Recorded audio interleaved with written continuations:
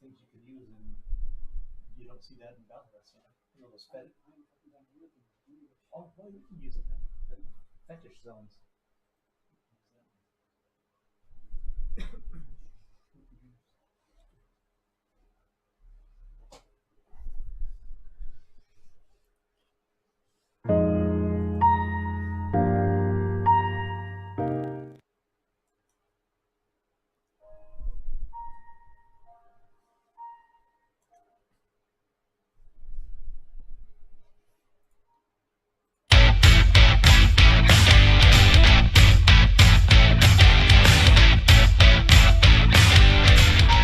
Ladies and gentlemen, the show will commence in 5 minutes.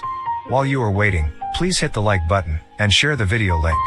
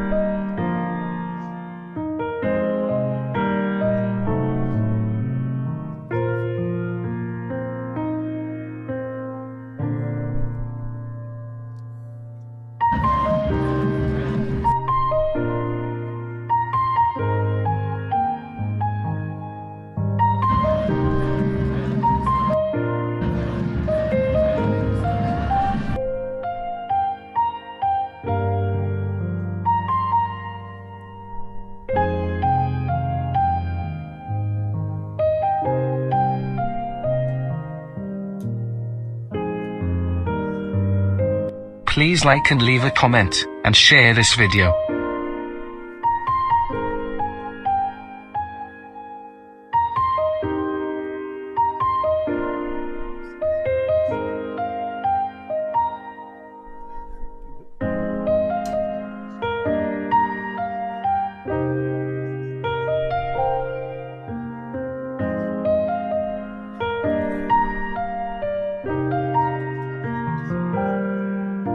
Only 3 minutes until the start.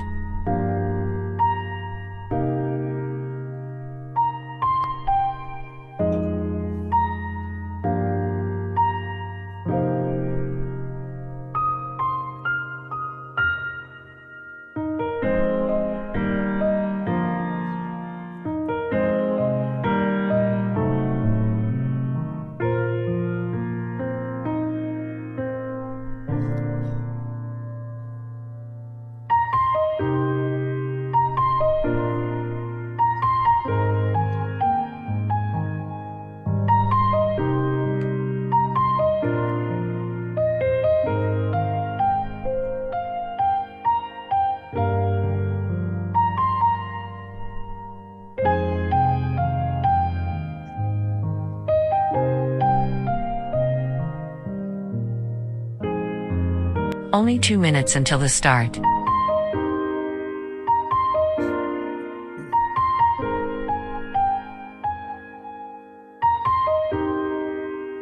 Please like and subscribe to this channel today, and don't forget to share it and hit that thumbs up.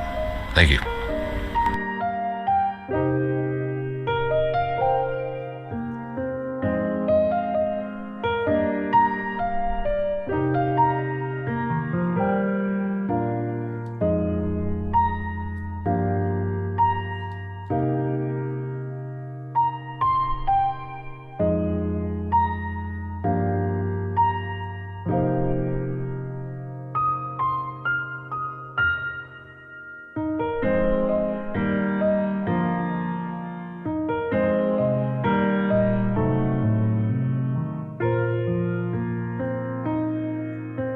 Ladies and gentlemen, the awesomeness is about to start in 1 minute.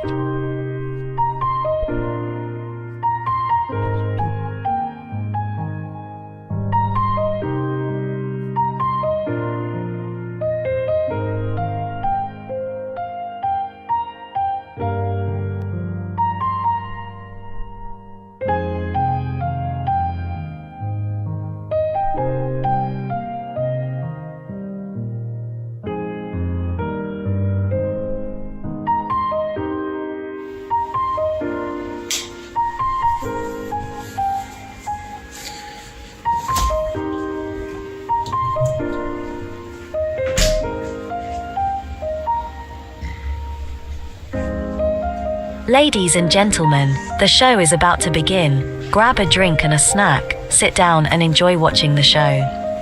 Don't forget to comment, like the video, and share it to others.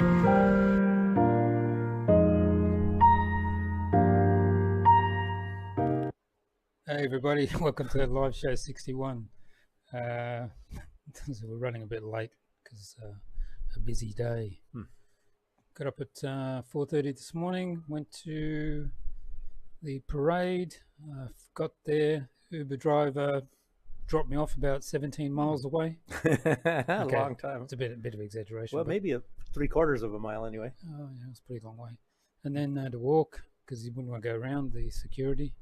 And then I got to security, and after all the Chinese went through, it took me 20 minutes to get through security. They checked everything. Every camera I had to turn on, every battery I had to plug in, every phone. Even your watch. Checked both watches were working. Yeah, but lucky I didn't have a ladder. That's a personal joke between us, though. Yes. So anyway, yeah, and then we were there for several hours. No, we were there for a few hours. Yeah. Did you enjoy it? Well, I enjoyed it, even though the disappointment of them, deciding to take a right turn or something. Somebody's told me that was probably like, not a last minute, but they at some point in time decided instead they're going to take a right instead of going straight. Because the guy we talked to, and I said, are they going to be going by here? And he said yes. But of course, the vehicles did, as you said, it was correct. The vehicles had to go. They couldn't make a turn that would tear the road up to. It would look like Palestine or something like. Yeah, exactly. If they did that, but so anyway, but all the people marching went a different route, and everybody started. It looked like a bunch of lemmings, and everybody was like flocking, running over from where we were at. I don't know, a couple thousand people to go over to the side where the people were marching, so they can get a view. And we got there early, so we were sitting there holding our spots for hours. And then all of a sudden they weren't marching by there anyway. So we would have been on the 5th row or something if we would have been lucky and ran with everybody else. Yeah, and we couldn't stream live because the internet was non-existent. Yeah, probably. Makes you wonder if they were kind of blocking it just in case. As you know, like in, 2022, they wanted an assassination attempt on Alexander Lukashenko and his family. And maybe this time they said, well, in case, because I heard, I was reading something that they're kind of suspecting something like that going on now.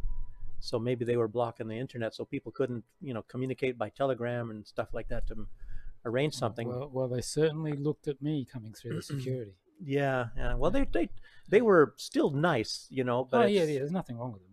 That's their job. They had to show ID, everything. Chinese didn't. It's like, hey. But they let them through, you mean, or what? Yeah, they got through pretty quickly. Yeah. It's probably because I had 4 different video cameras in the camera. Yeah, and you look kind of shady. Yeah, shady, exactly. Shady guy. Everybody says he looks really shady. So. Yeah, exactly. And they were talking to me in Russian. I was just like, no, I don't know, sorry, English. Anyway. That proves that you're a spy. That's it. Asked for my passport. But there you go. Never mind. But we're here, finally. I'm going to start off tonight. We've got just a bit of footage. What we'll do is we'll just show some of the marching that did go past us because they were with us at the start. Yeah. So we can show that, and then we can show. How about we show the T-34s? Yeah. I was trying to record it with my camera, and it's a little teeny lights. I didn't see that the light was on. He did a Biden on his camera. Oh my God! So I didn't get that, the T-34s and the T-72s, and I got some things, but I don't know the difference between a T-80 and a T-72, but I know that there is such a difference. But anyway, you can't mistake a T-34 for one of those. That's for sure. No. And if anybody wants to see the whole parade, there's a video just before this one. And it's got English subtitles. So they're speaking in Russian and put English subtitles on there so you can read what they're talking about. Yeah. And it's the whole parade by OMT. And do you have, by the way, because I don't think I put it on mine, is the that viral video of the... Speaking of which, I better turn the translation on for here. The Ruski Leute, the Chiloveks and Ludi. No, do you have the Belarusian girls marching in the rain somewhere? Marching in the Rain. Yes, I have them. Because I don't think I put that on my And I've also got. viral. They were across from us. Remember? Who? They were across from the road from us, but going past. Yeah. Well, I got that on footage somewhere, but I haven't even looked at it. But it's a distance away, and it's a kind of a wide-angle type lens, and it's not so close. I zoomed in as best I could. See little stick figures going past. Yeah, but everybody, even behind us, they were kind of cheering when the girls are going, because I think a lot of people saw those videos, and it's pouring down rain, and these girls, some of them smiling, and they're just marching as if it's a sunny day. And you'll see it. We'll show it tonight. So. If it was in the West, they would have cancelled that. Yeah, probably. You don't know what the heck they're going to cancel. They're a bunch of crazy lunatics in the West. I can't get wet. So we'll start off with these guys. These are Russian paratroopers, and if you have a look behind them, the guys with the khaki, they're dressed up in Red Army uniforms for the 1st, 2nd, and 3rd Belarusian Front, which was the ones that came through Belarus and got rid of the Nazis. And then after that was the partisans. There's 30,000 partisans here during the war. Very big. And most out of all the war, it was here, partisans. So let's have a look at this. Part-time march. That's me, not the Russian soldiers waiting for the parade to start. I remember my days in the old times. You look very branded. Branded? Yeah. From the other side, t-shirt, hat. Oh, yeah. American Army. Look at Lukashenko behind me there. We have to stand at parade rest most of the time. brother. That's his brother, yeah. Well, these guys got to stand here a long time for a couple hours. And which they didn't, actually. Remember, they marched them out of there. Time if you're standing at parade rest, and people lock their knees, you faint. I guess it stops the blood circulation, but these guys, luckily, right when they stopped marching, You look better on camera than in person. Really? It's like they had to give an order. They just went into, okay. I think I look pretty goofy. And then, of course, before they start, they're going to have to line up and, eyes right or something. You look into the left and make sure you're in line with the next guy. And, of course, Russians, Belarusians, Chinese, they're all far better marching than Americans are. They do a lot more, racist and things like that. Yeah. Americans. Plus, these guys, I don't know if they're going to have to, what do you call it, goose step? Kick their legs up really high. We never had to do that. It's like, what did we say in America? 9 to the front, 6 to the rear. But swinging That's your the way arms we a do it certain here. distance in the front, a certain distance to the back. And, and we never saluted while we're marching. Normally that's not allowed, but, they went around that and sometimes, this time you have to salute while you're marching because of who knows what all reasons, I do not. So we had to do that once when we were doing marching in America. But, like I said, these guys going around corners, and things like that, I have to say they're better than the Americans are. You have these teams that can do this, and it's their job to be doing it all the time, practicing marching. But these are just regular soldiers, so they do a lot better, like I say, than Americans. Oh, Belarusians are behind. Did you? My units, and of course it goes quite a ways back, more and more units, and they all had to move, and they didn't even march by us. You already showed across the street would have the World War II people there in the World War II uniforms. They brought them back to life. Look at that. They brought them out of their graves, and they're marching out there. Amazing. Look at this. Look at this. We're all set there, and we got good seats, and then they moved them off. There's the guys in Red Army uniforms. Yeah, I thought that was the real Red Army guys. They brought them back to life, like those zombie movies. At least like casual type uniforms. See, this is them, I think, going into position or something. Yeah, right? yeah, they were going off to get in position. So we saw them at least. Yeah, kind of. Yeah. I was fumbling with the camera trying to get the live stream going. Yeah. Oh, that's a bit weird. Stop. You froze like Mitch McConnell here. You're not even in the Senate. Wow. Did Biden ever freeze up? I think he did a couple times too. Well, that's a bit weird. Yeah, the translation's working. Okay, well, guess what? We're not watching that. Yeah. That's a bit weird. Well, we'll have other footage, so. Well, tomorrow I'm going to post this up on the channel, so if you want to watch it, it's about 20 minutes, and I've slowed down the vehicles as well, so you can see them nicely. Oh. What I can do is, because they went fast, and the ground was shaken when these tanks went by. It's incredible, the vibrating. Yeah, what I can do is I can do this. If you just bear with me, I can actually play the raw video on here. Aha, raw. You mean it's not going to be wearing any clothes? Yeah, raw video. Hasn't been cooked. Matter of fact, we have some raw footage a little bit later. I guess when we switch to Rumble, we'll use it. You know, it's based in California. It's something you don't see in Belarus, in other words. So, yeah. Gee, it's some kind of disgusting footage, and America's thinking it's not disgusting anymore. It's incredible. Yeah, you probably saw it. Yeah. I saw that. Gosh, incredible. Give me a second. I'm just trying to find it. Where is it here?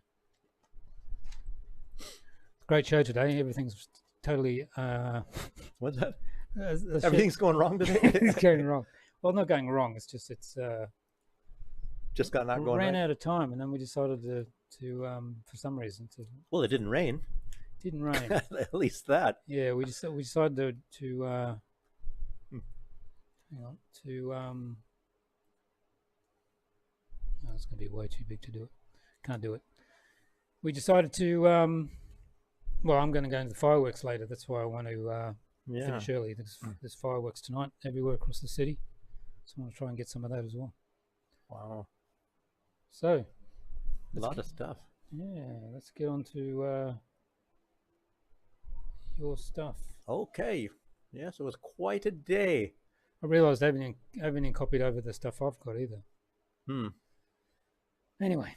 Well, I got to at least, you know, some good stuff, even though it was kind of a short day today. I can run off and get it as soon as we get... So I get my mouth jobbing. Yeah, I can do that, because I don't have a video for a little while, so you don't have to do that. I'll just be flapping my jaws here. Can I have that USB? The one I had? Yeah. Oh, man, I put it in the bag. Okay. Let me see. Wait. Welcome to live show 61, totally unorganized. Yeah. Yeah, it was an exciting day, like I was going to say here, and that's is this what you want to see first? The World Bank? Let me. I'm not even sure. Oh, that's right. You know what it is? You didn't number anything. I just opened the first thing. Oh, it should be numbered. Are they? Yeah. Oh, I thought you said they weren't numbered. No, some of them at the end aren't numbered. Yeah, okay. That is number one. Okay. Oh, well, there you go. So it's numbered up to a certain point. Okay. So anyway, but that's not going for quite some time now. I got a bunch of talking about Belarus here and stuff. Okay. So anyway, I got home after that parade, and I sat down, and they were having stuff on television and all that, because it's a big day. This is a what do you call it, jubileum, because it's 80 years after the getting Minsk got freed in Belarus, and showing the history of it. And I tell you what, you look at U.S. history or even Germany, because I studied a lot about Germany, and and it is nothing compared to for example, Belarus, and all the people that were slaughtered here. 1/3 of the population. They used to say 25%, and they're actually, it's strange, because of relations with the West, they were actually toning everything down a lot, and in truth, it's probably over 30% of the population was killed in World War II, and they're even talking now that it was actually a purposeful genocide, and they're turning out a lot of these records right now, and a lot of it is on video. I mean, it's a lot of it is what is it, video or at least film footage, and lots of dead children and things like that, like big rows of them, and they're talking about they were using biological weapons to kill Belarusians, and it's really, really bad. I mean, a lot of terrible stuff. But anyway, they were showing that on the ONT network today, and while I was eating something, I was watching that, and I got to work on this stuff, and So it was just a tremendous sacrifice on the part of the Belarusians, lost their lives and to free the place from the Nazis, and other Soviets that came to do so, and huge waves were coming from Russia, and they moved a lot in secret. They were at night. They were moving troops into Belarus to get to try to oust the Nazis, and they were in cars and trucks, and they made sure the lights weren't on, and it was like dark, so that they couldn't be detected while they're moving troops in and to try to get rid of them, and and pushing them out, and but happening at this particular time when I guess it said, I saw two different what he said, scenarios of what's going on the southern border of Belarus, and it's kind of like okay. I was thinking that I was wrong when inaccurate when I said that the government here and people were putting out that like Ukraine has put 20,000 soldiers on the southern border of Belarus, and of course there are other NATO soldiers all along the other side with Poland and Lithuania and Latvia, and so that there are 20,000 on the south, and all and NATO has a movement exercise going on here, and it's over 100,000 in Europe, and how many of those are on the western border of Belarus, I can't say, but there was one report was saying that it was 60% of the soldiers on southern Belarusian border are American. But that's not true, because then they would have to be American soldiers in Ukraine. So that was a false report. So it's 20,000 Ukrainians on the southern border. But I don't think Ukraine can afford to attack Belarus. Look, if they need these soldiers. Belarus moved their MLRS systems to the border as well. Yeah, their multiple launch rocket systems. Because Ukraine has got theirs on the Belarusian border. And lots of other equipment as well, but I don't see how Ukraine can afford to do this. They're trying to snap up people all over the streets, as you see on this show. We're showing you, a lot of these this mobilization. So how can they afford to put 20,000 soldiers there? And some people are saying, oh yeah, they plan on attacking, and some don't. Lukashenko says you dare do that, and you're going to really get a response like you've never had before. So, as there are tactical nuclear weapons in Belarus. And we saw them today. Yeah. In the parade. Yeah. So watch the video tomorrow and you'll see them on the video. Yeah. But in spite of the billions the U.S. Is sending, it's not going to be, the right thing. And they need more manpower there. And there's a comment that Lukashenko said about that too, and I'll find that as well.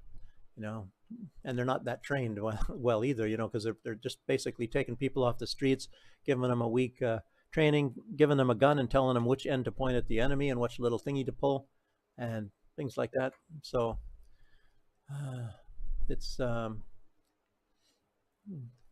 anyway, it's their Polish government and American government. It's all been said that they're vowing to remove Lukashenko by any means possible.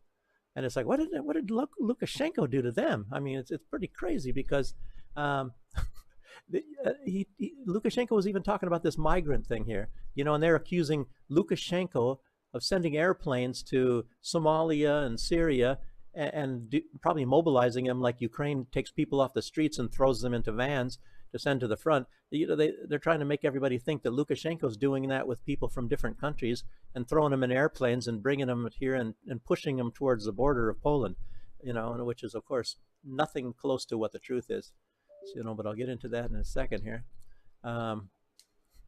So anyway, without the tactical nukes, the West would just roll over Belarus. I mean, without the threat of that, has to be a deterrent. The Belarusian military is just a fraction, I guess, now of what the Polish military is, and then add 20,000 onto that. That's actually the 1/3 the size of the Belarusian military, and that's just what Ukraine has on the border down there.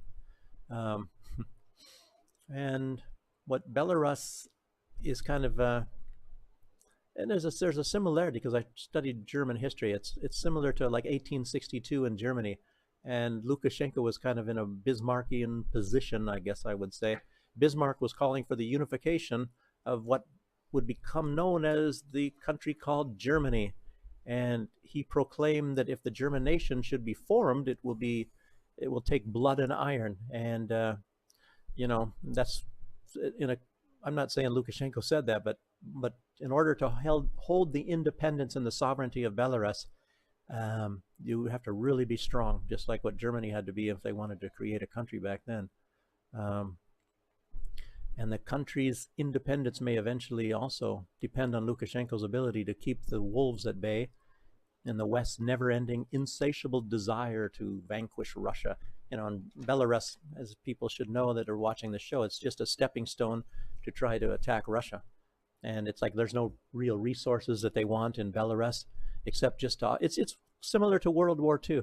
And another thing, I learned by watching the show on ONT, there's a place near Borisov, which is east and a little bit north. It's on the way to Smolensk from Minsk, and that's where Napoleon was defeated.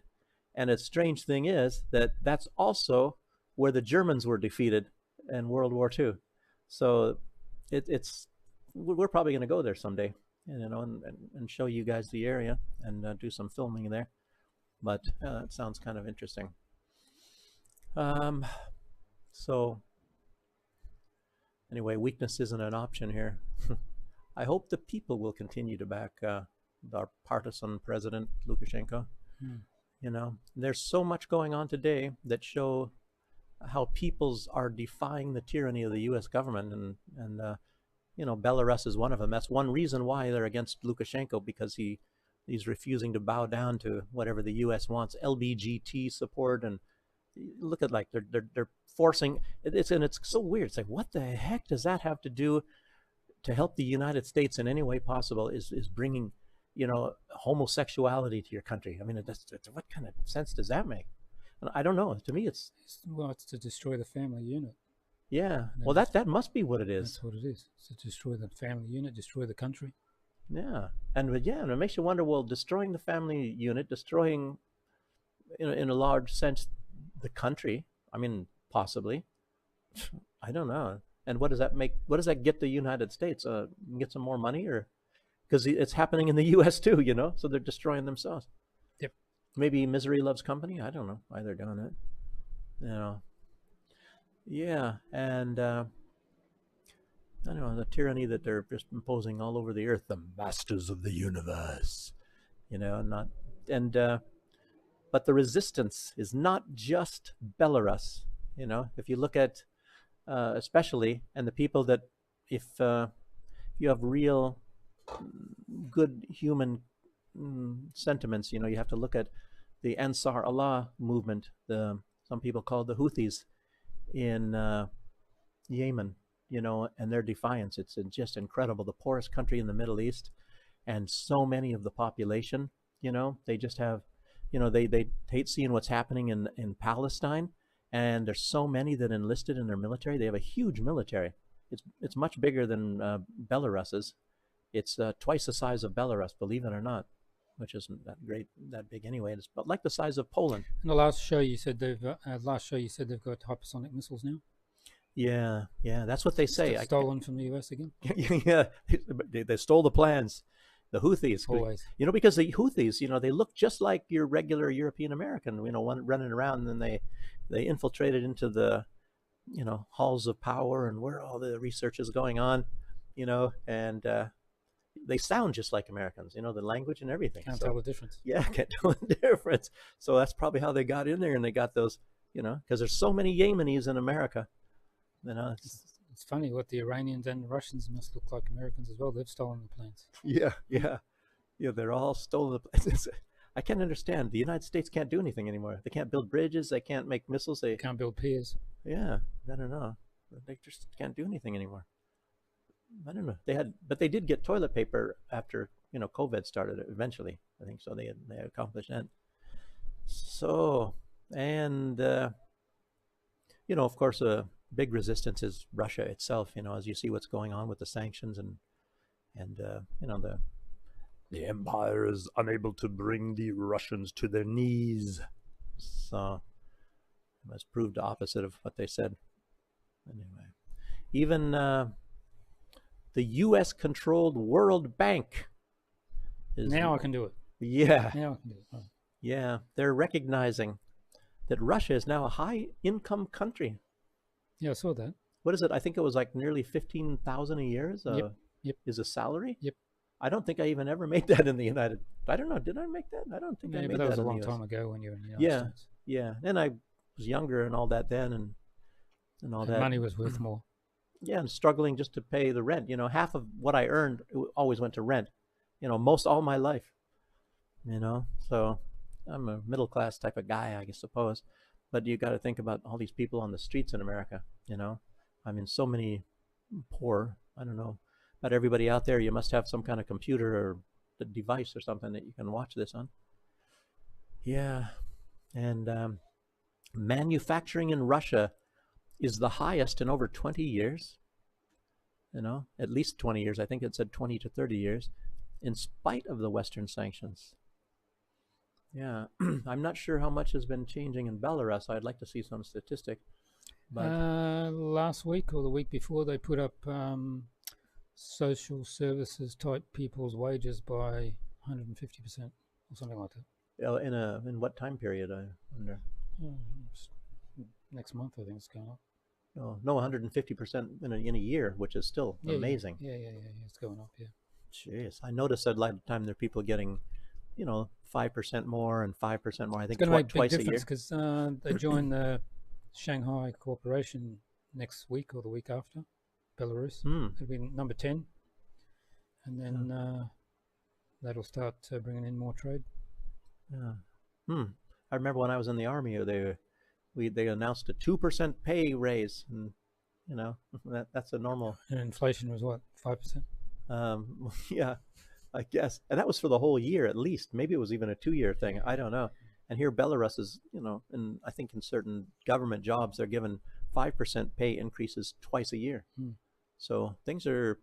I remember in the past, an engineer would get $100 a month in Belarus. That was back in like 2001. I don't know what they get paid. They put now. the fuel up, the petrol up. They put it up by 3. Was it kopecks? Oh yeah, kopek. But they didn't put it up. Which is 1 cent. Yeah, 1 cent. Okay, but they didn't put it up straight away. Well, it's not even 1 cent, is it? Yeah. 3 kopecks would be 1 cent, wouldn't it? Yeah. Something like that. Yeah, equal 1 cent. But they didn't put it up straight away. They put those. They spaced it out over 5 weeks. They put it on one, and then they waited for a couple of weeks, and they put the next one on, and they waited. Oh, because that's just way too much at one time. Yes. 1/3 of 1 cent. It's too much. Wow. Yeah. But the what is it? No, the metro. I think it was. It might be that I only got metro only without bus, and I think when I first got here in 2021, I think the price was 46 rubles, and well, of course now I have with buses. Is that a month, a year? Monthly bus, which is like $15 or $16 US. And I remember back in 2000 or 1999, 1999 or no, actually, 1999, right around there in Germany, a monthly bus pass was 30 euros. No, excuse me, that was the German mark, so it was $10 back then. And in Bavaria, it's much, much higher. I remember a monthly bus pass. I said, screw that, and I just started, I got a bicycle, and I would bicycle 15 kilometers to work rather than taking a bus because it was just way too expensive. It was at least double the price of what it cost. Bremen, I lived in Bremen, and that's like the cheapest place in Germany. That's East Germany? No, that's in the north, and that's actually, it's considered a port city. And it's linked to Bremerhaven, and Bremerhaven is where, when America sends in tanks and all kinds of stuff, it lands in Bremerhaven normally, and it was part of the controlled area of the U.S. military. That's also, I think, where it was based. The Pershing missile general. I knew a general, a 1-star general in charge of Pershing missiles, and he was stationed in Bremerhaven, way up in the northern part of Germany. He was a decent guy. I liked him, just a brigadier general. Let's see. Oh yeah, now Lukashenko. We have a picture of him too. A nice picture, I think. But as far as the security. Did you see him today Uh, in his uniform? oh, only on the screen. I didn't see him in No person. medals, unlike these other people who just even those U.S. generals. If you notice, they put stuff on they didn't even get either. Yeah, well, look at Prince Charles. I think he needs another second uniform to, for all of his medals and ribbons and stuff. And Lukashenko doesn't do that. He It's hasn't like, got one. yeah, it's like he said, if I wasn't in any position and I didn't get any medals, I'm not going to be wearing medals. Like all these other leaders. Matter of fact, I've even seen other people that weren't leaders. And at one point, I saw them wearing 3 medals, and then, and here they're in their 70s, and then like a year or 2 later, they're wearing 5 medals. I was thinking, wow, well, they're not even in the military. How did they get 2 extra medals now? Or maybe they had 2 medals and then they got 5. And the guy that was in charge, I had one of the officers that was in charge of my platoon, believe it or not, which is 40 to 50 people, soldiers. He was one of the highest decorated soldiers in the United States military. And his one whole side was completely full, and he had like the Silver Star and all of these things. It's incredible. And he was in 30 years at that time. He was only 50 some years old. Remember Audie Murphy? Oh yeah. He was in history, historically one of the most decorated. Yeah. And then there's also That's World War II. Smedley Butler too. He was also. Have you read that book of his? War's a Racket? No. It's here. Oh, you have that? It's only thin. Yeah, I know it's thin. Yeah, it's more of an essay sort of a deal. Yeah, grab it. And it's pretty much what's going on today. Isn't that incredible how history doesn't change? Racket. That's that he actually said he said he was actually like a prostitute for the corporations as a general. And another part of this book, if I show this, he I mean, I don't know if it's in this book or not, but they tried to enlist him to assassinate the president. And I think that's one time when he went out and he went public. And there's a movie of that, and Robert De Niro played him. Oh, really? Robert De Niro played him? Yeah. Gosh, you'd think the opposite, that that he would be cussing and. Yeah, I can't remember what the movie's called, but yeah, on that. Wow, incredible. Yeah, but and it was actually, I think that one of the persons. Anybody out there knows the movie? Put it in the chat. Yeah, one of the people that were supposed to be contracting him to assassinate, I think it was Roosevelt, was Herbert Walker Bush, was the grandfather of George Bush. He financed the Nazis. Yeah. So all kinds of crazy stuff in history. Sometimes I don't even believe it myself. You hear this stuff and you say that can't be true, and you haven't heard it for a while or talked with anybody about it. So it's like that can't be true stuff. But it's like I found out about that Estonian Prime Minister yesterday. She keeps telling everybody her family was persecuted by the Soviets, but then you find out her father was high up and they lived really well. Yeah, they lived very well. And there's pictures of her sitting on the couch as a teenager or something, and nice living room, nice big living room, and she's smiling and happy, and more lies. And she's probably said like, "Oh, I was persecuted, and we were all persecuted." Oh man, so many. It's like Joe Biden. He had 5 degrees and graduated at the top of his class. All that stuff turned out to be exactly all the opposite. It makes you wonder. All this lying Joe, maybe. So what was I saying about? Well, anyway, like we were saying that it's what's going on in the southern border in Belarus. Lukashenko said it's a matter of quite concern. These 20,000. Apparently they're Ukrainian troops, and they shot a few drones down too in the last couple of days. Yeah. There's a lot of stuff going on. They're moving things around. There goes changing the laws in September. And one of those drones, I didn't write it down in the notes, but I remember now. They looked at it, and the footage on there is that they were filming industrial plants and things, like they were going to bomb those, factories and things like that in Belarus, because that's what they were scoping out when they shot the drone down and saw the footage that the thing was taking. Obviously, where soldiers are located at too. So, he says Lukashenko suspects that the Ukrainian buildup is because of the Russian contingent, participating in the parade, which maybe he's just doing that to calm people. So he says the Belarusian military has blocked a lot of the probable entry points if they plan on invading, and he'll not fall for the provocations to drag Belarus into the war. which is of course probably what they want to do, and they want to make it look like, oh, now Belarus is up, so USA, come on in, and everybody. Yeah, and I tell you what, even if that did happen, I don't think the U.S. would come in because they're not prepared for it. Because they want him to start another war that he started all these other ones. Yeah. He started none, of course. Yeah. I'm being sarcastic. Yeah, but whatever is going on, I'll tell you what, I'll bet the West is involved with that, because look, they just increased sanctions on Belarus. Mm-hmm. It's not like they're trying a provocation. I mean, that Ukraine is doing it. I think the entire West is doing it. It's not. And the fake president said nothing about the sanctions hurting the Belarusian people. Yeah. Yeah. Puppet. Lukashenko also said we need to Guaido.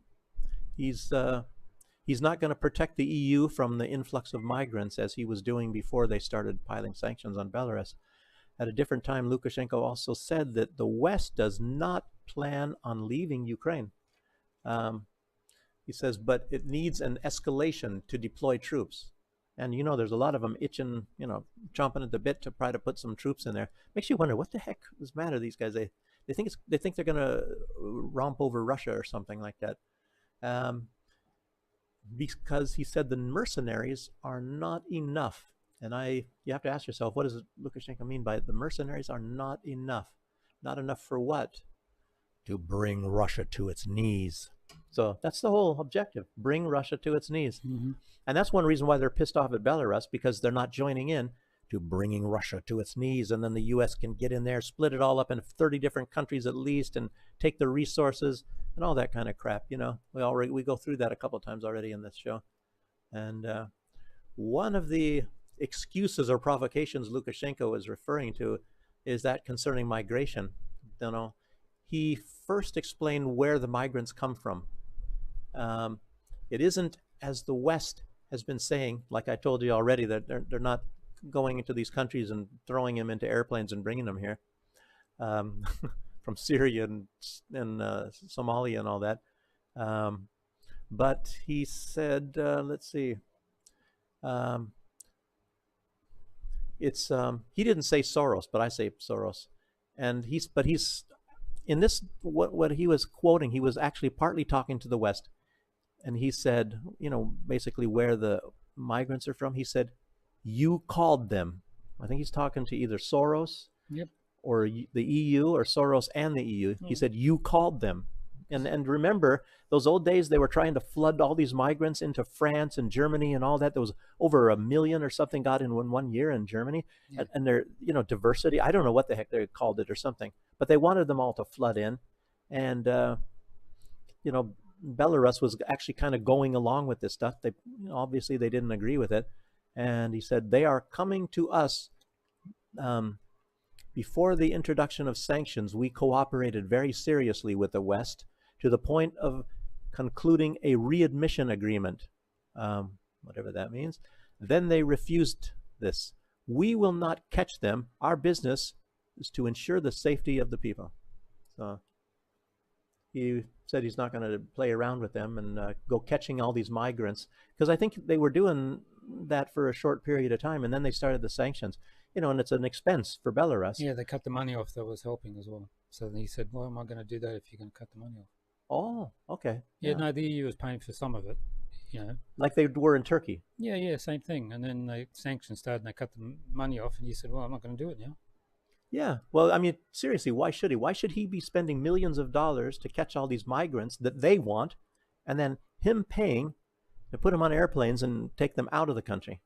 And as another thing, there's I was watching it on some. I'm just, like I said, I don't understand much Russian, but I understood this part, that Poland is pushing migrants into Belarus, and they're doing it more than any migrants that are trying to get into Poland to go to Germany, as using it as a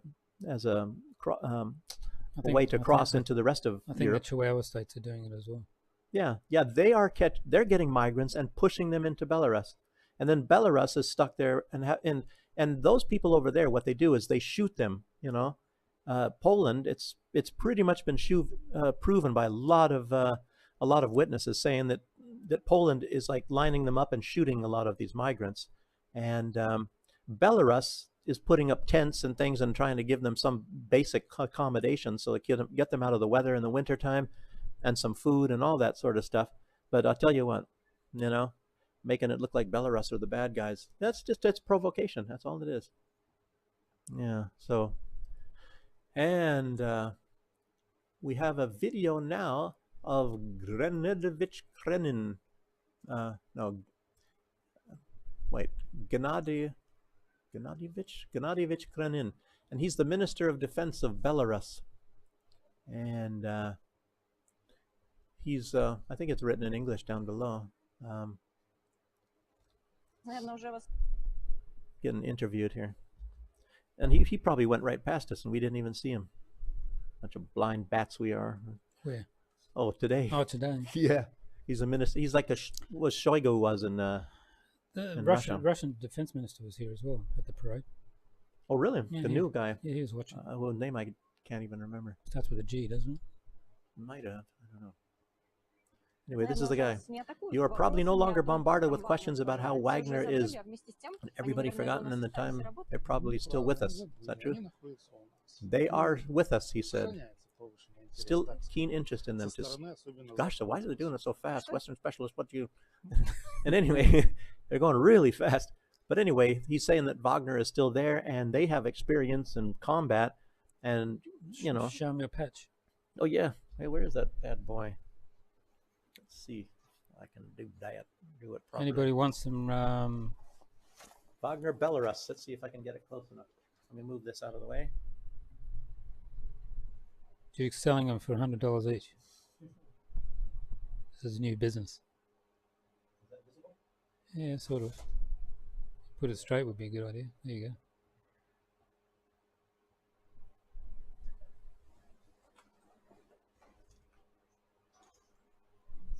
How did you get that? You joined Wagner now? There's this one funny looking guy that he looks really, he looks really shady or something. You can't get into parades very well without people searching him. He got it for me. Okay. So I thought you joined Wagner to get it. Yeah. That's his new job. He left the zoo. Yeah. Gosh. Well, actually, they're not in combat. They're just mostly training Belarusians. I don't even know how many are down there or where they're at. I guess you really can't go and just kind of walk in there and say, "Hey, are you all Wagner? How are you guys doing?" But actually, I saw them in Minsk. I saw guys walking around in uniform in Minsk a while ago. I don't know if they're still doing that now, but I definitely they were those people before. And anyway, back to the video. Делают эти люди. Что самое бесценное для армии? Опыт, люди. Боевой опыт. Получить боевой опыт, не воюя, вот где самая большая ценность. Поэтому мы смогли... Saying how valuable it is to Belarus to have these people. To get combat experience without fighting. And they had to change a lot of things because these people have actual real combat, and maybe the way they were doing things were not, let's see, based on requirements of our... Well, let's see if I can tell you what he said. Change the combat training programs. They become more practical in nature. And teaching what is needed on the battlefield. Вопросы тактики, огневой подготовки, вождения. Мы отошли от муштры. Программы стали более понятны. And the programs are more understandable and things like that. I guess they made more sense into, what they were doing. And I was talking to somebody not long ago, and he is familiar with the military. I don't really know what, but at least in the past, he was saying that the regular military in Belarus was crap or something. He's talking about a couple of years ago. I don't know. That was his opinion anyway. And he says, but special forces are very good here. And they normally are much better in every country. And the security forces here are very good. Yeah. But I bet you, even the regular Belarusian forces are now much, much better with the advent of Wagner. And I'll bet it's just sending a lot of shockwaves through the military here, and they're really improved. Maybe that's one reason why Poland and you have some of these defector people think they're going to run into Belarus, militarily, because there has been threats. And some of them are former Belarusians in Poland, and they want to militarily attack Belarus. So we're in kind of a hot spot here, I guess, in a way. Again, subscribe before we get nuked. Yeah, okay. Yeah, that's true. Yeah, nuked, maybe. So anyway, we were going to get to the Houthis. I was talking about them. So let's talk about that branch of the resistance, the Houthis. Great people, great moral conviction, inner strength, willing to fight evil as it attacks the innocent people. I mean, these are really tremendous people. I'm really impressed with the Houthis, or Ansar-Allah, and have a lot of admiration for them. Very poor country. And here's a video that they made threatening We should send you to do an interview. To the Houthis? Yeah, to Yemen. To that one guy that yells, you don't need microphones. Yeah. I don't know. But, yeah. But anyway, fabulous people. Now we need subscribers because... Because according to Dave, I want to interview Maria Zakharova. Yes. So we need more subscribers. Yeah. Well, there's a lot of... And Diana, Panchenko? I sent her a message. Yeah. No reply yet, huh? I haven't checked. Yeah, she might be. I had a busy day. Oh, yeah. Just a few days ago. Gosh, that would be great to get her. A lot of people, even Margarita Simonian, I think she's from the RT. She's a real firebrand, too. All these nice-looking ladies. See, Hinkle's getting sued? Jackson Hinkle? Oh, I wouldn't doubt it. Somebody's going to get... Because he's too... No, it's about the Bugatti story yesterday. The who? The Bugatti story with Zelensky's wife. Really? Yeah, apparently Bugatti said it's fake. Whether it is or not, who knows? Well, he's not the one that actually broke that story. No. It was somebody else, but he said it, so they're going after him. Huh? Maybe they set him up. Maybe. But I don't know. Apparently the price is wrong on the invoice and a couple other things. Price is wrong, and that's the problem, huh? But you know, what was this? There was a... I heard of some kind of a case too recently, and somebody's trying to sue somebody for libel. I should have wrote that down. But anyway, it's some big case, and if not, I'll try to remember that and at least get to you back to you guys on the next show. But anyway, somebody's getting sued for libel, and it's not because it was fake information. It was because of some other little thing, and oh man, I gotta find out what that was, and it's was something in the news, and that's just how the West operates. You know, they find some little technicality to make it discredit somebody who's actually telling everyone the truth. We'll get back to you on that. But anyway, the Houthis, or the Ansar-Allah. Allah. Yeah, they have a video of what they're saying in this video, and you'll see. And there's actually other ships that the U.S. is trying to send there, and they're trying to threaten Ansar-Allah. This is, I guess, the Roosevelt, and they scared out the Eisenhower. And the Ansar-Allah is saying, we're gonna sink. I think one of the words, they're gonna sink him if they show up there. Another aircraft carrier showing up, he said. So we declare here that the incoming aircraft carrier to the Red Sea is a primary target for the missile forces of the Yemeni army from now on, and will be subject to targeting upon its entry into the Red Sea. If they want to take the risk, get themselves into trouble, and put themselves in the same predicament as the Eisenhower, let them come. So the Eisenhower had to run with its tail between its legs. This involving consistently developing. So he's talking now about how his capabilities are getting better.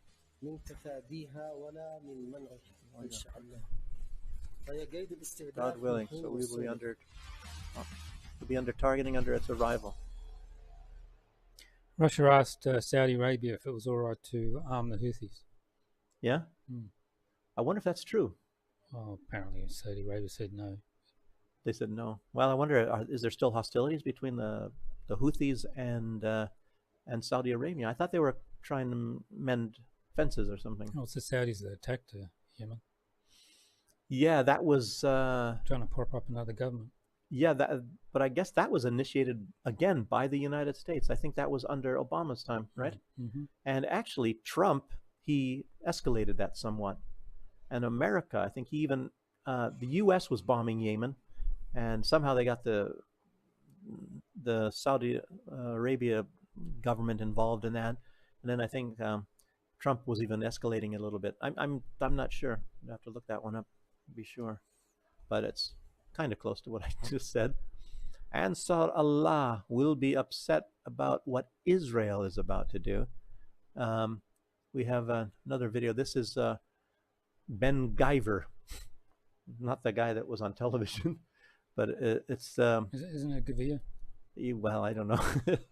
I heard somebody call him Ben Guyver, but it's Gavir. Yeah, anyway, Gvir, and he is the Minister of National Defense. And this guy, I think it's on the International Criminal Court. He is also one of the ones that they want to prosecute, just like there's two of them, him and Netanyahu, because this is a real nasty character too. He wants, well, you'll hear what he says here, how he wants to kill Palestinians. Look at the surprise and the misfortune in the recent days I have done when the Palestinian prisoners have fruit basket on the whatever. It's going too fast. I say the Palestinian prisoners must be killed, shot in the head, and whatever. And target. It's very, very tiny. I can barely see it. The law of something prisoners. Executing prisoners. Executing prisoners. Is that better? Yeah, that's better. A law of executing prisoners. It will be passed on the third reading in the Knesset. In other words, it's gotten the first and the second, and they've approved of it, and it's going to be approved that they're going to start killing Palestinians. And he's, I don't know, I guess he's saying they're going to shoot him in the head. You know, you get Palestinian prisoners and shoot them in the head. Sounds familiar. Jeez. Yeah. 1940-ish. Uh-huh. What? Sounds familiar. 1940s. And even achieve that, whatever. We will give them a little to live on and nothing more. Who? And until they get them and shoot them in the head. Jeez. I mean, that doesn't sound like Nazis, does it? They sound like they love them. It's incredible. Now, what else we got here? Yeah. Oh, we have a protest. We have some protest pictures. And this, it's in Jerusalem. And this is like all different types of people.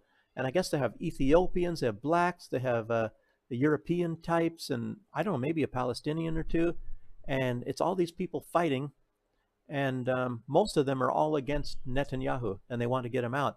But it doesn't mean that these people are pro-Palestinian. A lot of them are still genocidal. They want to wipe out the Palestinians. And even though they want to get rid of Netanyahu, it kind of makes you wonder, well, what don't they like about Netanyahu? If it's not just, I guess it's trying to get the hostages back. Some people have been complaining about that. And it's very obvious that Netanyahu, he doesn't care about getting the hostages back. In fact, let me go even further. He doesn't want the hostages back. You know why? Because if anybody interviews these hostages, they're going to say they were treated kindly by Hamas. And that is that's big poison, because he's trying to put it out that they're really evil and dastardly and raping them and stuff like that, which apparently is not the case. So, oh, you didn't find that video? It's this one? Yeah, that's it. I was waiting for you to finish. Oh, I thought I was...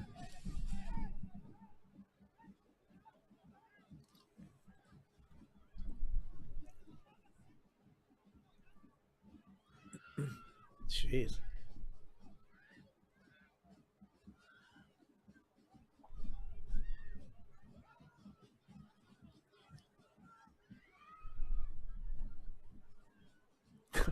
Incredible, huh?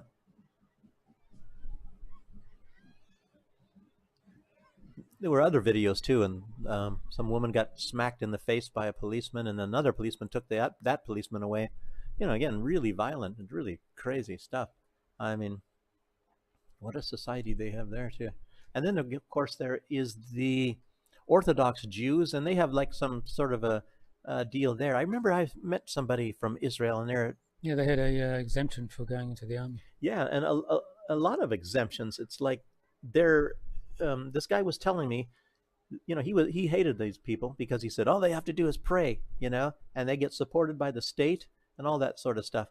I don't know if that's true. And anyhow, that's how that guy was explaining it. And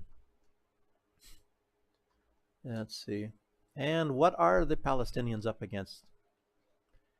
a lot of people, and there's some messages coming out that that in Israel they're calling for that Eretz Israel, which is Greater Israel, which means taking over a huge amount of countries, as well as part of Saudi Arabia and all that. And it's like incredible. It's like, I don't know. It's like now they're getting even more furious over there. And as we all know, Israel is certainly threatening to attack Lebanon. And they said they will deploy weapons they have never used before.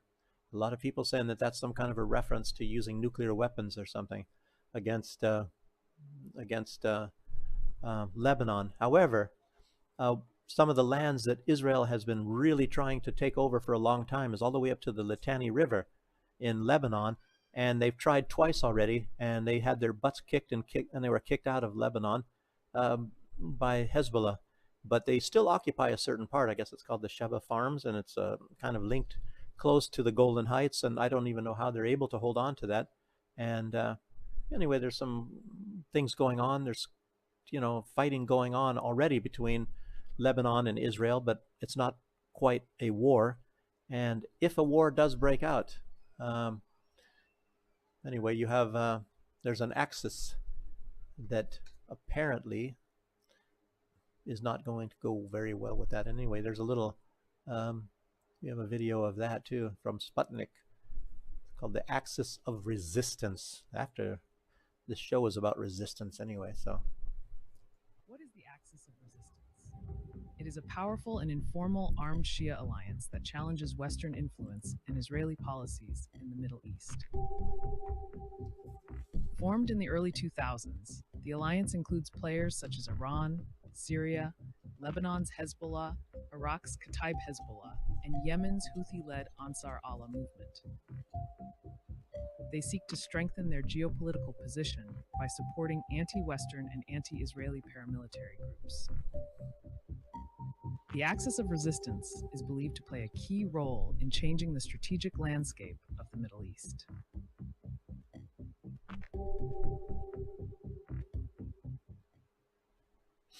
Yeah, it's incredible, I tell you. And we have even some stats on how big is this, at least in manpower. And it's estimated manpower of the Axis. If you look at Hezbollah, a lot of people are estimating them to be at 100,000 at least in manpower people. And Ansar-Allah from Yemen, 200,000 people. And Hamas, to be conservative, because nobody knows how many they've lost already with Israel, they say 30,000. And Al-Shabi of Iraq is another one. They're estimated to have 230,000 fighters. And Iran, I don't know.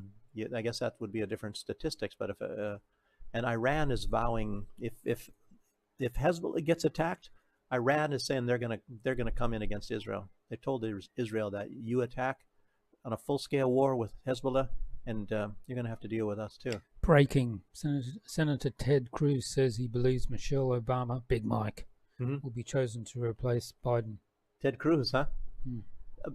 Yeah, I was looking at who are the possibilities if they do that, and now everybody's saying Biden talked to his inner circle, which is his wife and who knows, a couple of people or whatever, and he's decided he's going to keep on running. He's not going to bow out, and they're thinking of doing his approval, what is it, in the Democratic National Convention as early as in July, so that it will be fixed and nobody else can take over. Michelle Obama said she wasn't interested the last I heard, and obviously Hillary Clinton is interested. She's always interested.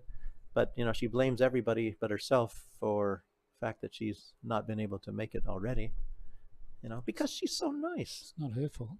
It's not her fault, yeah. That she's who she is, yeah. It's her parents, Didn't she say her parents named her after Sir Edmund Hillary that climbed Mount Everest? Did she? Yeah, even before, even though that, she was born before Sir Edmund Hillary climbed Mount Everest, In other words, more lying, Hillary lying? Come on. Yeah, you can't believe that. Okay. At least Trump only exaggerates. You know, he doesn't lie, he exaggerates, and the other ones are all lying. It's nothing, all kinds of lies out of their mouth. Let's see. Anyway, so and as far as equipment from these groups, you know, how many is that already that I listed? It's like at least a half a million, you know, and they all, and that's not counting Iran, you know, and of course not counting Syria either. So if you get all these people, you're looking at about a million man army going against Israel, which whatever they have, I don't know, 60, 70,000 maybe. Yeah, but Israel will use nukes. Yeah, and they're already saying that, you know. Jeez. You know, or you know, and the United States obviously is going to help Israel. They help Israel no matter what, you know, to do anything. So that's would be a World War III.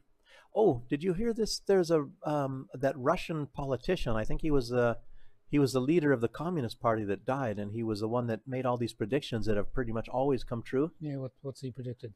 He predicted that if there's a nuclear exchange begun, or at least something leads to a nuclear to a war, he said it will not happen between Russia and the United States. It will happen in the Middle East.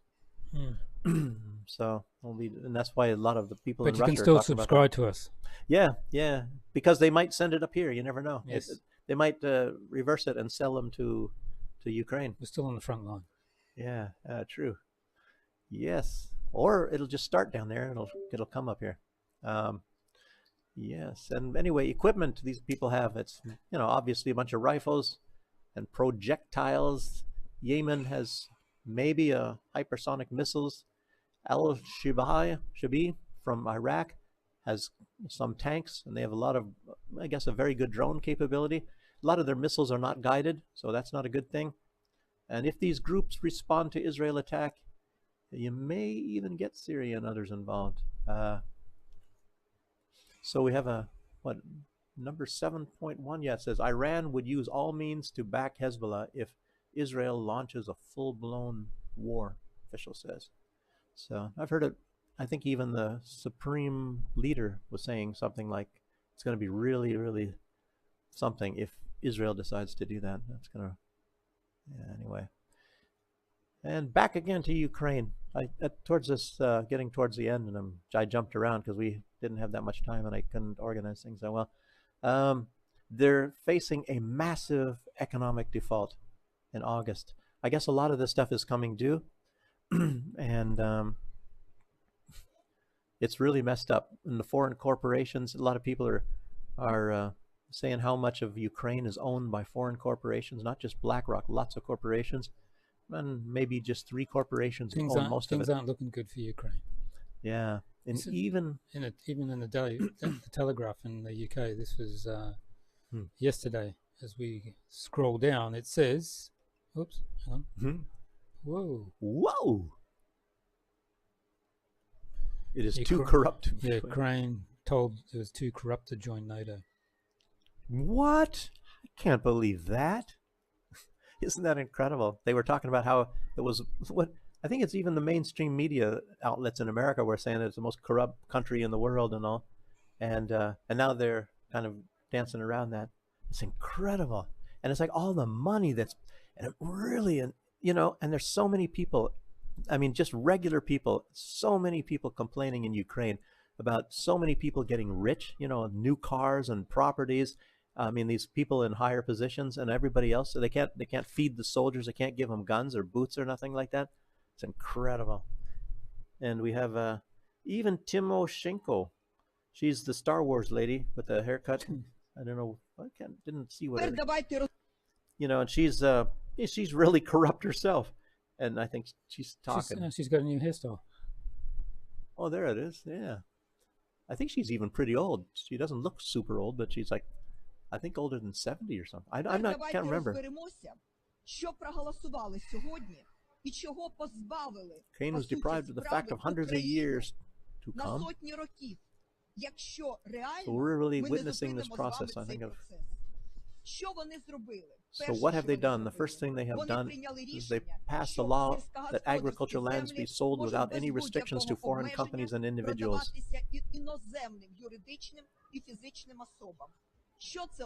What does that mean? This means that Ukraine will not be competitors in the auctions because they have no money. It means that, in fact, foreign corporations and citizens whose finances are not restricted will be able and will own Ukrainian agriculture. They already have Ukrainian land. They say that nearly, just short of 1/2 of all agricultural land in Ukraine belongs to 3 companies. And of course, BlackRock is one of them, as everybody knows. And BlackRock owns a lot of other companies. So whenever you see something, it might be BlackRock, but it will be just one of their sub companies. You know, it's incredible. And that's just half of the agricultural land. You talk about even residential. I think they bought up entire blocks, you know, like of houses and things like that, in huge areas. But of course, that's been happening in the United States too. I guess in a lot of places where they were having a lot of hardships, and like I think it was Detroit, where a lot of houses are abandoned. People couldn't afford them anymore. That's going to be surprising to a lot of people in Russia and Belarus that are watching this. You know, they think, oh, America, you know, you see the pictures, you know, Leave It to Beaver or something, you know, all of this stuff. And they don't realize that there's a lot of abandoned houses because people can't afford to pay for them anymore. You know, their mortgages and all that. And they might be rented out now because rich people went up and snapped them all up, bought whole entire neighborhoods and rent out the houses that used to belong to middle-class American families.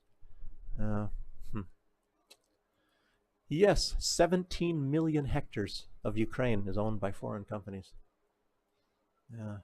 And I have a couple other videos, but these are, again, kind of mixed up here. We have the Polish foreign minister. Listen to what this guy says very carefully. That he wants to escalate. He wants to escalate the war rhetoric and the entire hostilities with Russia. Number 9. Number 9. Number 9. Like the Beatles. Number 9. We need to relearn how to champion the escalation game. For example, we could be seizing all 300 billion euros of Russian. He's a foreign minister. Putin has already written them off. The Kremlin can be stopped and even beaten. We just forgot about it. Ronald Reagan used to say his strategy vis-a-vis the Soviet Union was simple, if not simplistic. We win, they lose. I like that one. He's thinking that's similar to what Reagan would do. That's nothing like what Reagan would do. Reagan wouldn't, you know, back in those days, they weren't stealing other people's money. They didn't steal the money. I mean, incredible. And he wants more escalation.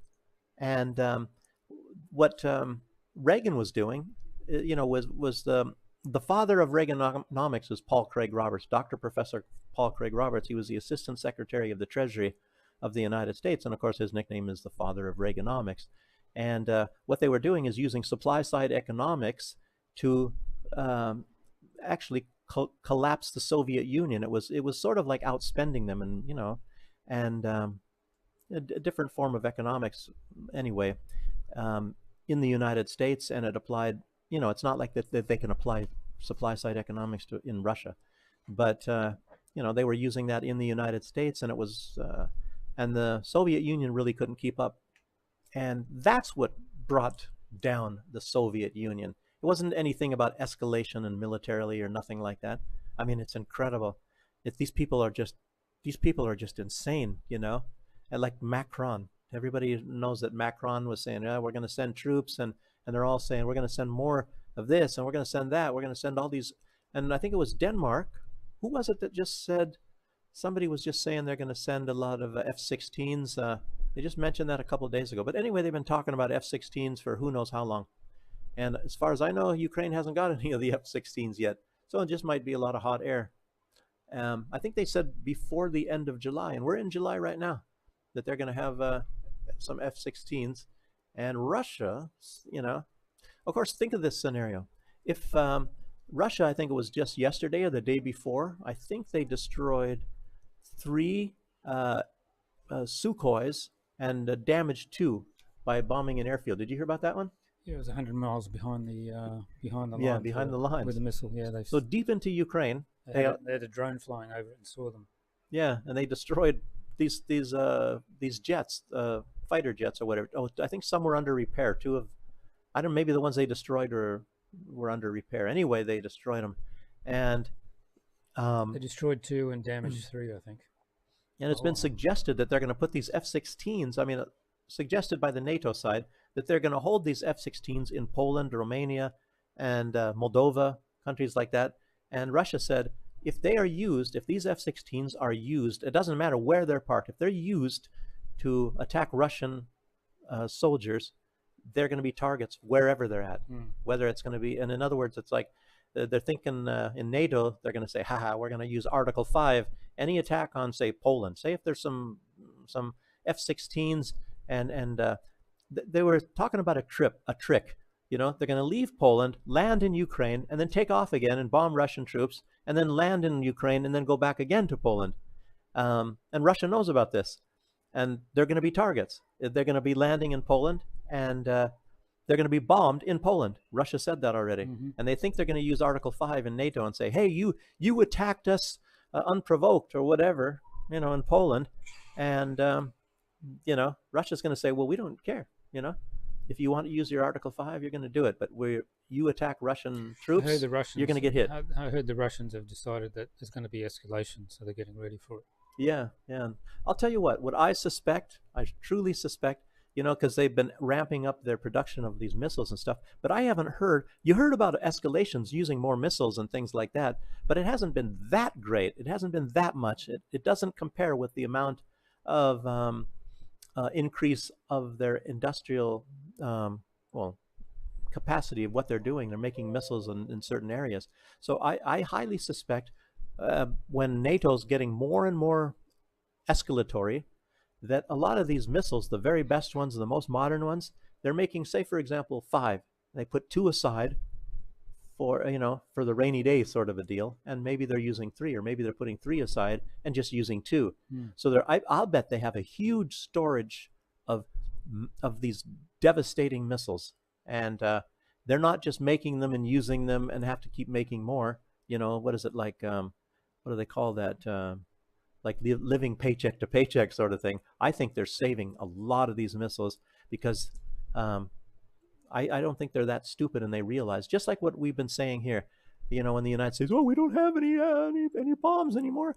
We don't have any bombs, so we have to give Ukraine cluster munitions. And then comes this little disturbance in Israel, and all of a sudden the United States comes up with thousands and thousands of bombs. In other words, they were lying. They have a lot of bombs, and Russia probably knows this.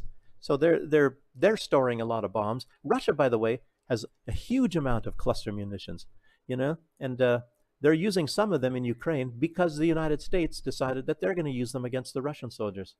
But as a matter of fact, Russia even has depleted uranium. They have a huge supply of depleted uranium bombs.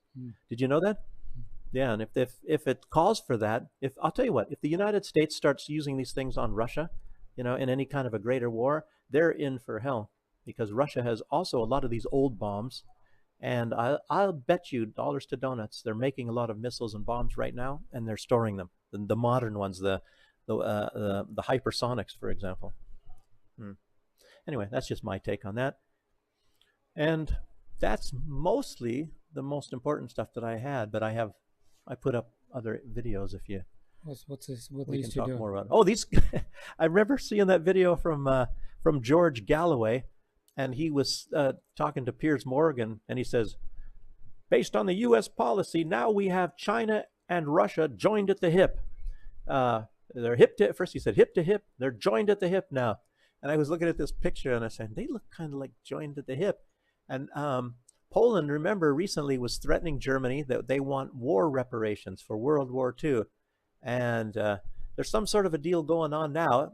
Olaf Scholz has actually warmed up to paying some kind of compensation to Poland, and now Poland has said that they, in exchange, instead of the reparations, that they will instead take very close military cooperation with Germany. So they're coming together, at least militarily, and of course with those reparations threats. And Scholz said. He said that he didn't say that he would pay reparations. He said he would maybe pay compensation, which to those that were displaced, I think, in World War II.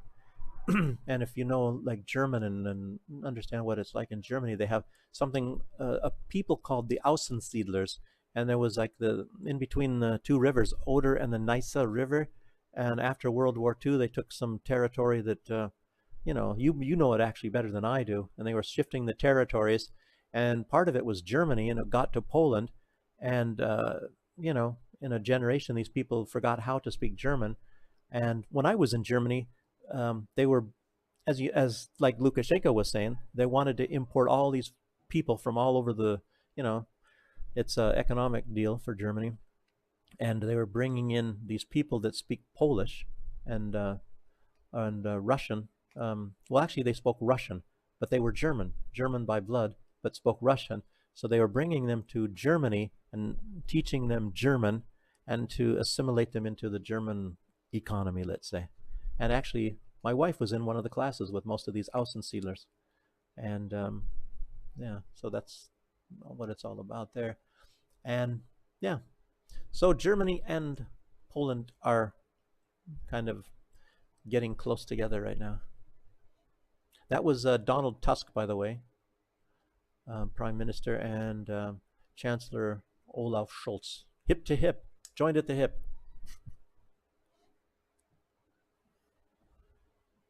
But I was thinking, when you look at that picture, I'm thinking in truth, you know, because they have LGBT there, I'm thinking they're getting married. Because they look like a couple. Didn't you see that in that picture? Husband and wife. I wonder who's the man and who's the woman. You know, yeah. I wonder if any of either one of them have worked in a fudge packing factory or something before, but I don't know. Here's some real heroes. More resistance to the rain. They're outstanding. They're so outstanding. They're outstanding in the rain. Belarusian women practicing for today's parade. This was a day or so ago. Viral video, by the way.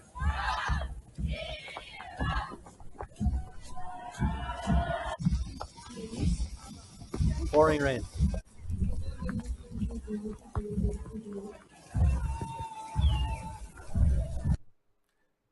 When we were standing there at the grounds, and you know these people were moving for positions, and it was including these women, people started cheering when they saw the Belarusian women, because this viral video, everybody had a lot of respect for them. They acted like it's a sunny day, but they're getting totally soaked. You know, very good. Yes. Oh, we have a mobilization video. Speaking of mobilisation, have you seen, you remember I showed you that one in the UK where that guy said he's not going to sign up or get drafted? Let me think. Remember the black guy? Quite a few. The black guy said, no way it's going to happen. Oh, I can't remember. Oh, this is in America now. Listen to this guy. Oh, yeah. This is about the draft. I put this one down too. I keep hearing that there's a draft coming. I want to know how many men in their 30s or 40s, when that door gets knocked on, are going to go fight for greedy fucking politicians that have been stealing our money and ruining our way of life for decades, and die in a country halfway across the world for what? How many out there are going to go fight? Because I'm not. Fuck them. Fuck them greedy politicians. Fuck their war. And fuck everything that they're about. I'll go sit in a jail cell for the rest of my life before I fight for these greedy fucking pigs. Mm-hmm. Well, I share his sentiments. I'm telling you what, if it was a war that had something to accomplish for the country and the people of the country, that's one thing, but it absolutely does not. It's just the same as what's going on in Ukraine. You know what they're fighting for? And a lot of people say, oh, we're fighting for Zelensky, you know, for Zelensky to get rich and for Zelensky to get, you know, this and that. But it's not even really that. They're fighting for Nazism, you know, because I'll tell you what, if none of this stuff was going on, or if it ended today, Russia is not going to occupy Ukraine. They have no interest in occupying Ukraine. You know, that's all just a bunch of fake stuff, you know, put on by NATO.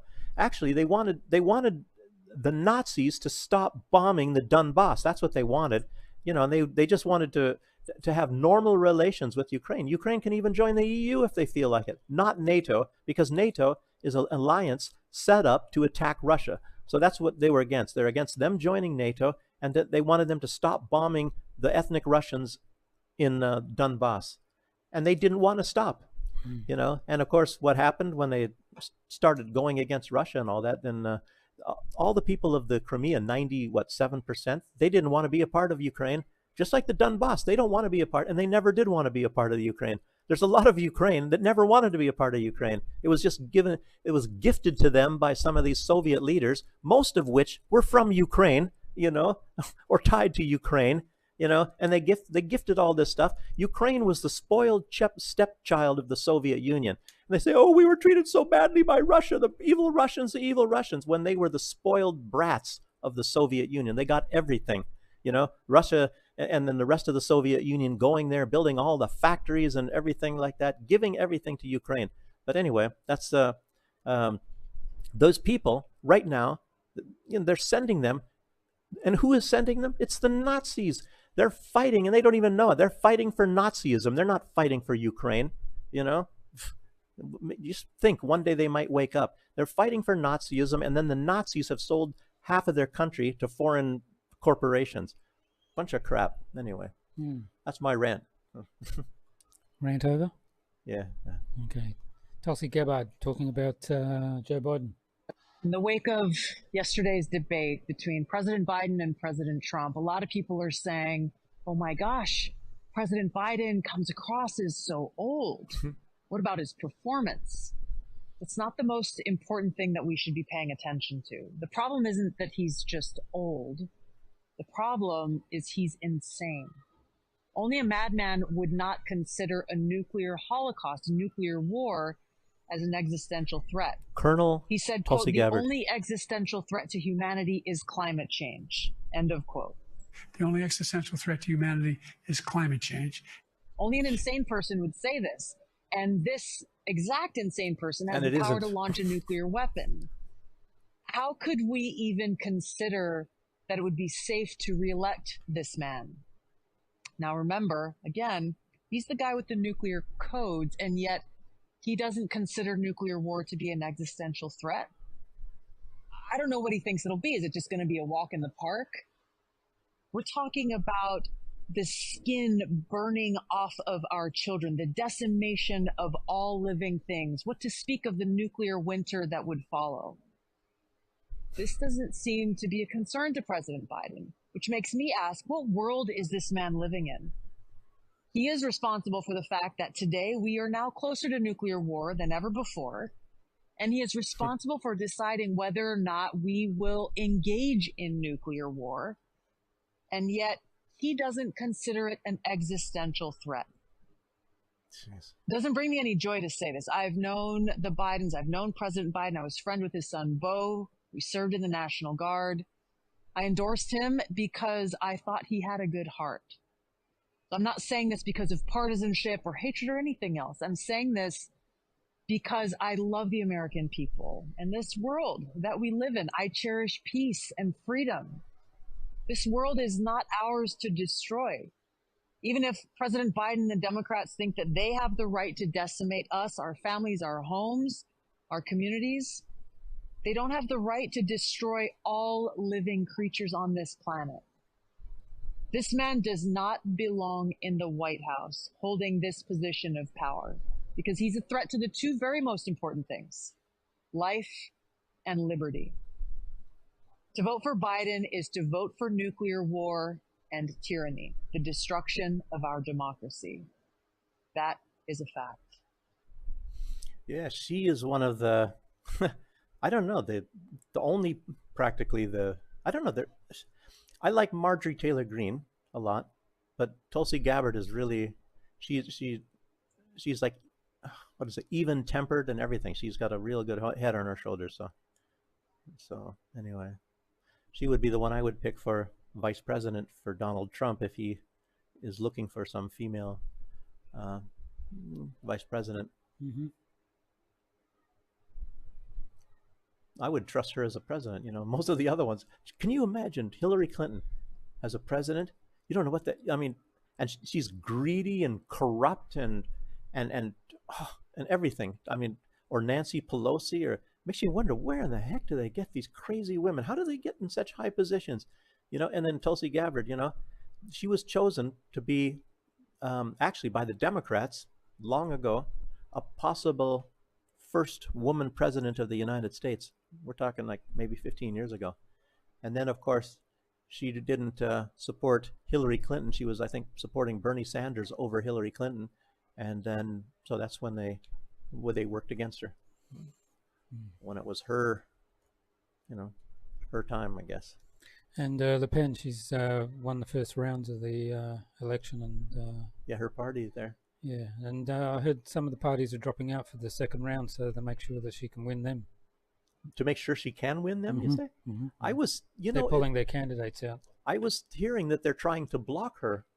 There's this, what is this? This national rally, or it's RN, the Rally National, or whatever they would say in French, or something. And then they list another guy also, and her, as this in the same party. And I'm thinking, well, I thought it was her, and I thought the other guy was of a different party, the far left party. So I'm getting kind of confused on who is left and who is right and whatever. And I was hearing that a lot of these people are trying to do everything possible to ensure that she doesn't. They think that she's like an Adolf Hitler or something. I don't even understand. She never said anything like this stuff. I mentioned her name to a few people here, and they just say she's Nazi. Yeah, straight away. And they don't listen to what she said. She's against flooding the country with immigrants. She's no different than Donald Trump or even Lukashenko, and they're not Nazis. So it's like, well, what is Trump's a Nazi apparently? Well, yeah, I might say that. But you should ask these people to give some facts about what they don't like about Marine Le Pen. And I'll tell you what, they won't say anything. I just don't like her. It's just like Assad. Why is Assad an evil ruler? Well, he's just a bad guy. It's like, well, what did he do? What are give me some examples, of what did he do that makes him such a bad guy? Well, he's a bad guy. It's just because the press, the media have convinced these people, with BS, stuff that wasn't even true at some point in time, that they exaggerated or made up or whatever and said, oh, look, they did this and they did that. I don't know. It's just so terrible how the press can brainwash and indoctrinate us for anything. Like I'm telling everybody, and Dave would agree, you have to ask for specific facts. Well, what did they do? When you start asking for specific facts about people such as Barack Obama or Joe Biden, you'll find that there's some pretty nasty guys, and did some nasty things. So this is this guy volunteering? Yeah, this is a guy that they're volunteering for the front, for the meat grinder. Я все знімаю. Я все знімаю, що вони роблять. Я все знімаю, як вони тебе побили. Я знімаю, як вони нанесли тобі травми. Makes you really wonder what this, what are they trying to do to this guy? I guess they're trying to get some kind of cuffs on him somehow. Ви його силою доставляєте, ви не маєте права. Я знімаю.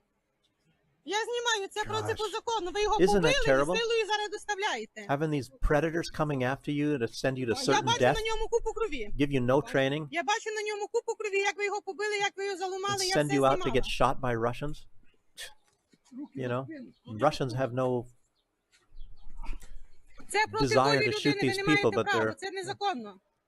man. Це незаконно, це проти волі, ви порушуєте закон. Ви порушуєте права і свободи людини. What are they trying to do? They're trying to handcuff him, I think. Yeah, that's what I was thinking. Well, that's not a very good way А чого right вони мають there. допомагати? Вони не уповноважені. Вони не мають права, і ви не маєте права. I think they're trying to cuff him to that thing there. Ти не лізь до нього, чого ти лізеш? Then they're going to get more people Хто ти такий, що ти to до get нього him. лізеш? Хто ти такий, що ти до нього лізеш? Хто ти такий? Чого ти, яке ти маєш право до нього лізти? Яке ти маєш право його бити і ламати? Хто ти That's такий? Ukrainian. I wish somebody would tell us what they're saying. Різний вдар. Чого ти лізеш? Ану пускай. Куди ти лізеш? Хто ти такий, страж закона? Чи страж порядку? Дай на сюди. Jeez. Can you imagine just going out for a walk or taking your dog or whatever with your child, and then some bunch of bullies come and grab you, and you're never going to see your family again? They're just grabbing you and going to send you off to die somewhere for something you don't even believe in, and it's not going to accomplish anything whatsoever for you, your country, or anybody. You're just going to get friggin' killed, you know? Jeez. Enough to make a person really pissed off. Yes. Yeah. Oh, that one guy that you showed, you know, the guy that said he's not gonna enlist. Mm-hmm. I had actually two. I had that video too, and there was another video. I think I called it "More Money" or "More U.S. Dollars to Ukraine." That was just I think that was maybe it was just a photo or something like that. And this guy was saying for the politicians to get more money, and I think that more money to Ukraine was just something. I think it was like Austin just yesterday or the day before or whatever. They're planning on sending like another $3 billion or something like that to Ukraine. I mean, gosh damn, you know, it's not coming out of their pockets. These people, they're going to have a rich life anyway. Austin, huge, nice pensions, everything, big money, you know, never have to worry in their life. And then there's these Americans, you know, that are young Americans or any Americans that are losing their jobs through inflation and everything, living on the street, and yet they want to send another $3 billion to Ukraine. Taxes go up even higher, more inflation. No, we can't lose to Russia in the war that we started against Russia. Jeez. Oh, because it's an existential threat to what? To NATO? I don't know. They're such terrible manners. If they wanted to keep NATO going, they could. But I don't know. They think that they have to keep it going by expanding more and more and getting bigger and bigger all the time. Anyhow, we have a Roger Waters video too. You know, he's a co-founder of the band Pink Floyd, and he's got a good little rant here. If you find that. Oh, there he is. Well, I've followed the war in the Ukraine as well, pretty closely since it started in February 22.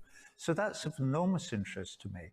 I cannot believe there are people in Ukraine who still support the continuance of the war against Russia in Ukraine. I mean, everybody with half a brain could see it was perfectly obvious that the people of Ukraine have an absolute right to live in peace and hopefully some prosperity to bring up their children like everyone else in the world. Mm-hmm. But I believe that because I believe in basic human rights for everyone, all our brothers and sisters, Russian, Ukrainian, Chinese, Palestinian, let us not forget, all over the world, irrespective of their ethnicity or their religion or their nationality. So the sooner the negotiations begin between the Russian Federation and the government of the Ukraine, the better, because this war has been completely senseless since the moment it started. I've been speaking about Ukraine for years. The war should never have started. And if the West were prepared to negotiate and listen to both sides of the conversation, it never would have done. It is tragic that all those Ukrainian lives have been lost for nothing. It's not like they're going to get a better deal than they would have done 2 years ago in February 2022, when a peace deal had been done, let us not forget, in the Istanbul agreements. And it was scuppered by the US government, aided by Boris Johnson, who was the Prime Minister of England at the time. It is tragic beyond all measure. Shows how much the West loves the Ukrainians. Call an end to it. Watch them get slaughtered. And come to a reasonable conclusion to it. That supports everybody's security, not just in Eastern Europe, by the way, not just Ukrainian security and Russian security, but the security of the rest of Europe as well. Because the governments of many EU countries are rattling their sabers as hard and loud as they can, the French, the Germans, the English, and it's insane. The thought of having another Joe world Biden is war. insane. Really? Come on, guys, wake up. The answer is no. Talk to one another. Vladimir Putin wants to talk. Talk to him. Yeah, he really summed that up good, didn't he? Wow. It's incredible. It's, he basically sums up a lot of stuff what we've always been saying on this show.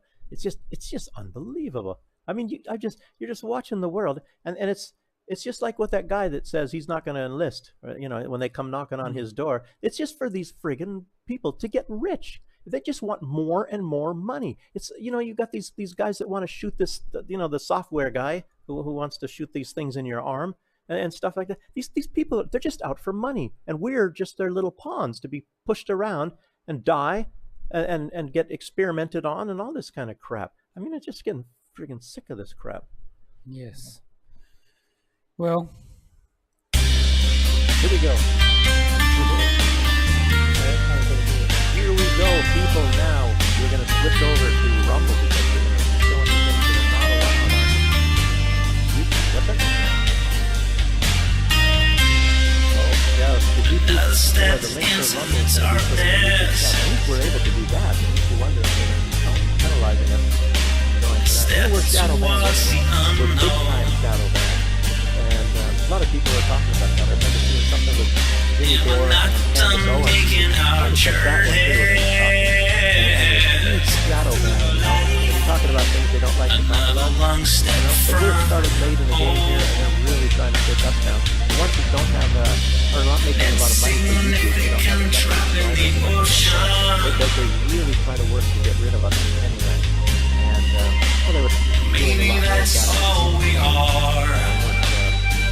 Careful. Well, I don't know. We were careful talking about the pandemic.